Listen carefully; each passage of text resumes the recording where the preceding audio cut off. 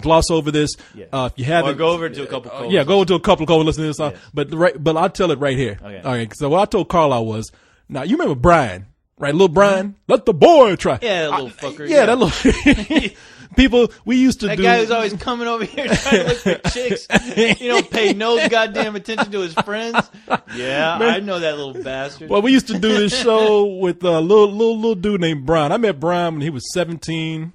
And so he did some stuff with us. Brian is now a lobbyist. Can you believe this shit in Washington? That's what him. You want to know why the economy's so bad because we got fucking Brian over there lobbying for chicks. So a lobbyist, is that like a usher? Is he wearing like a little red hat or something? What is that? A little suit, little monkey suit? That's what he calls it. I'm a lobbyist. Well, technically, I do hang out in the lobby. Very important job you have there, Brian. And I pick up the trash when everybody leaves their popcorn on the floor. Brian was cool. Brian said, when you get out of Salt Lake, if you're coming through Washington, you got a place to stay. We're going to go to the inauguration because Brian was happy. Brian's like, he's like, man, I got tickets to go. I'm going to be right in the center of everything. Yeah. He's like, I don't know if I can get you a ticket, but you'll be able to go wherever you want to go. You'll be in the city. Yeah. So I was like, hey, you know what? You'll be in the vicinity. I was like, the vicinity. I did say the city. Okay, I know, but he meant like within the range of the whole festivities. Right. So I get there, man, and he has a nice place. I had a room off to myself and everything. Brian was real cool, man. Him and his girlfriend were living together, and so I get there, man. And he's like, he says, man, I got you a ticket too. Okay. He's like, yeah, that's what it was. His girlfriend was saying, I don't know about all this. For some reason, she had some spidey sense going on in her head, and she was like, Brian, I don't know. I caught them arguing. I went to the bathroom and came back, and Brian was all on her ass. He's like, look. If you don't want this ticket right here, I'll give it to Corey. You ain't got to do nothing, all right? Shit. If you don't appreciate what I'm doing for you, and I was just like, he's laying down the law like a man. Yeah, Shut up, bitch. I came back. I was like, why are you? And then he smacked in the face. No, he didn't do it. Okay. Shut up. No, he'd lose. No. Yeah, I've seen him. Oh yeah, no, she beat the shit out of him. She's feisty too, boy. She got some big cans. But anyway, the next day, that morning, Brian wakes me up and he's like, "Man, I got a ticket for you too.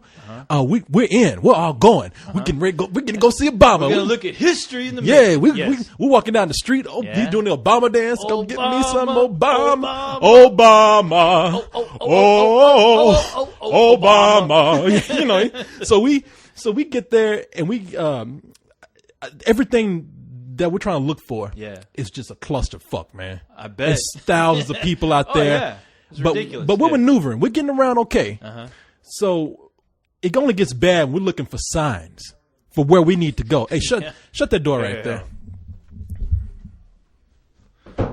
It only gets bad when we're trying to find signs for where we need to go. Yeah. So we discovered that all the signs. Now we're talking about thousands and thousands of people out there where I am. I mean, there's millions of people out there, but I can see for miles, thousands of people. And they got all the fucking signs hung at midget level. Like they hired a midget to go and hang up all the signs that tell you where to go. All the signs with arrows and everything. So only the tallest people can look down and tell everybody where they need to go. Right. I was helping all kind of people out, telling them where to go. Yeah. So we finally find where we're supposed to go. And we get in this line and the line is just inching along like every 15 minutes. The longest Six Flags line in the history of lines. And it's freezing out there. It's cold and shit. And so it gets to the point where the line just stops. Yeah. Line doesn't move at all anymore. And we're stuck in that position for about 45 minutes to an hour. No shit. And there was one guy in the crowd. He's like, "You ain't stopped me from getting in. I will not be deterred. I'm going in." And then he got the crowd like, "Yeah!" Obama's cousin. And finally, that dude is like, "I'm getting out of here." So he excuse me, pardon. He's getting up around people. Yeah. And so he gets out of line. And we're stuck there still. I mean, there's just some. Oh, now here's the funny thing. One of the things that stopped the line going is that there was a car going through all these thousands of people. Yeah. Do you remember that scene at the end of Dawn of the Dead, the remake? Well, yeah, with the van, where the trucks are driving through. Yeah. The buses are driving through, and the zombies are just going nuts. Yeah, yeah, trying to attack them. Yeah, I swear to God, I'm not lying to you here. Is that what it looked like? They were going the opposite way of that crowd. I do not know how that van got through that crowd, and didn't kill anybody, huh? Because what I saw, Yeah. there was a woman there, in a wheelchair. Yeah. And this woman, she said, "I'm in a wheelchair. You're running over me." That was me. That was me, Corey. I'm sorry, that was me. That was you faking a woman's. You old bitch! Get off of me! No. Oh, that was you driving. That was me driving. Yeah, I was trying to look for you because I was like, I gotta record this My Bloody Valentine 3D review. Come on, where are you? Get out the way! Come on, you old bitch in a wheelchair. But yeah, the police finally came over. They got the woman out the way, and they were pushing people out the way. And I don't know how that car got through all those people, but it did. And I think the only way it got through was because people knew something was wrong, and they started getting out of line. Oh, shit. So after that car went through, and people just stood there, and we weren't moving, and we could hear Obama's voice now. Like the inauguration has started. He's giving his speech. Right. So Brian's like, I said, man, I'm just happy to kind of be here. I said, do you really want to wait this long? Because my feet were freezing at this point. Right. And he's like, no, let's go. He's like, because you know what? This ain't the end of it. This ain't it. He's like, it's only begun. He said, I was prepared for something like that. I got something better. He's like, I got this invitation for this luncheon, and it's at this hotel. We go up to the room, and we can watch the parade with Obama going by. We have free food, free drinks in there. We can watch the rest of the inauguration on TV. It's warm and cozy. Why are you making this sound like this is going to go horribly wrong? Because it did. I can already see it. On our way there, we go through a street tunnel. Yeah. And it looks like the apocalypse just happened because there's no traffic. It looked like the street tunnel in 28 Days Later? Yes. It did. I mean, there's people just roaming around. There's paper flying everywhere. Yeah. It looked like really like a nuclear holocaust had just happened or something. So we're walking through the streets, but we get to where we're going, and so they said he pulls out this invitation. I mean, this is what I saw. Yeah. There was one guy it was some old. Now look, you don't get no more official. Even though Obama's in the office right now, you do not get any more official than some 60-something looking year old white dude in a suit saying he works for the government, and they're telling his ass, "Sir, you cannot come in." And I looked at Brian. I was like, "Are we going to that door?" And he's like, "Yeah." I was like, I didn't say anything. So we're walking. He goes up there, and Brian's like, "I got this invitation, and so this woman's looking at us, who's guarding the door, looking like, yeah, you and everybody else behind you has this invitation. It's like you can't come in here unless you live in this building." And we were like, well, they told us to come here, and the woman said the only thing I can tell you to do is to go to the entrance of the building. This is not the entrance. So we go find the entrance to the building. Yeah. The entrance to the building is a security point where Obama's parade is supposed to come through.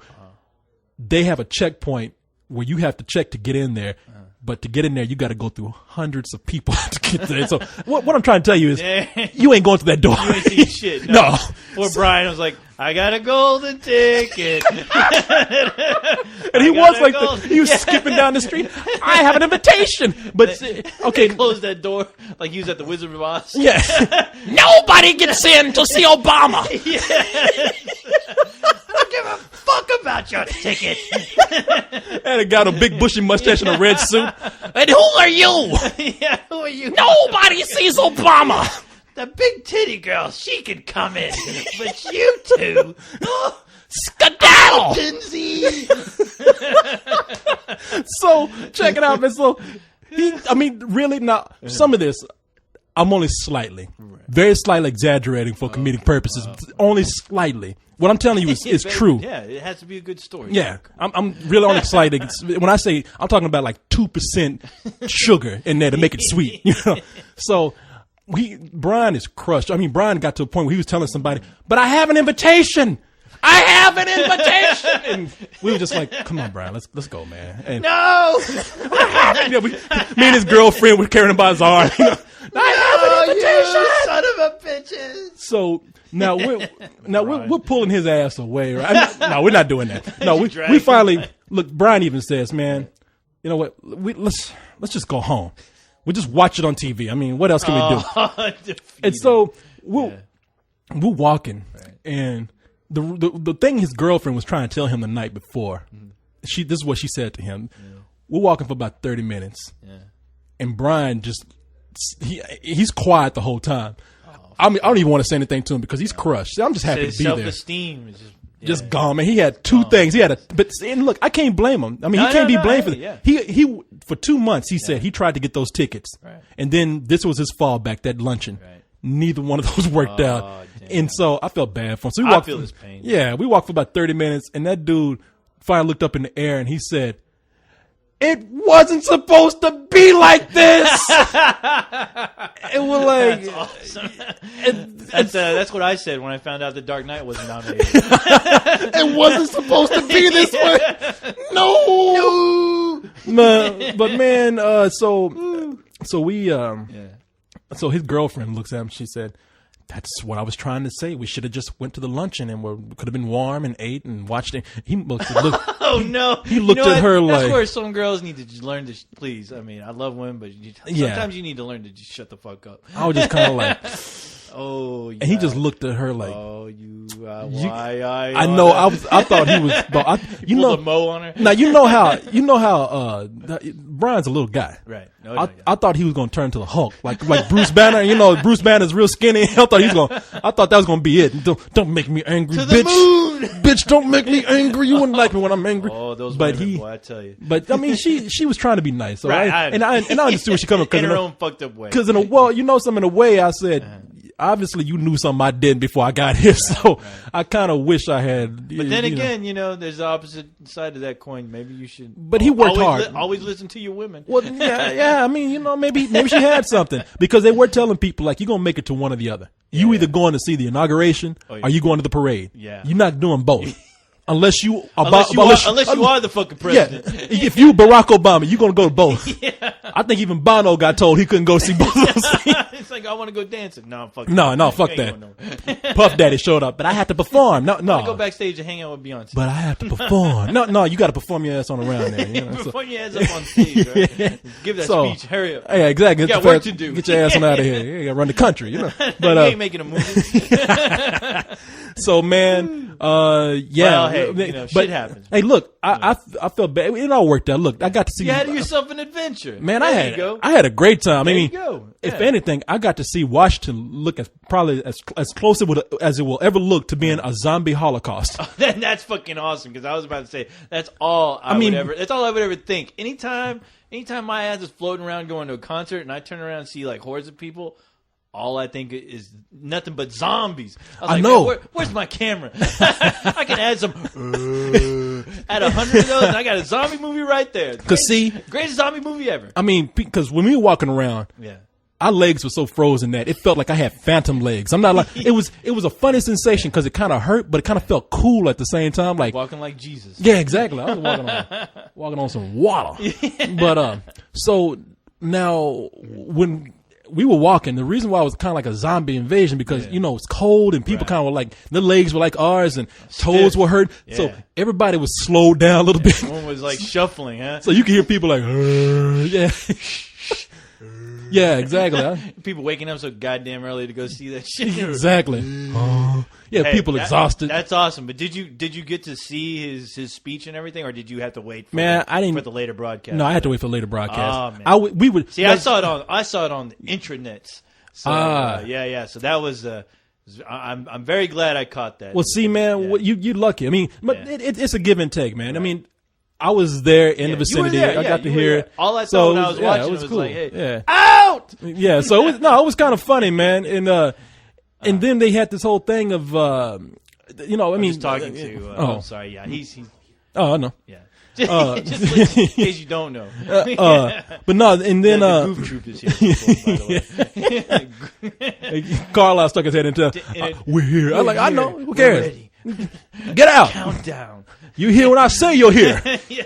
Who you working for? Who are you to tell me you are here? But man,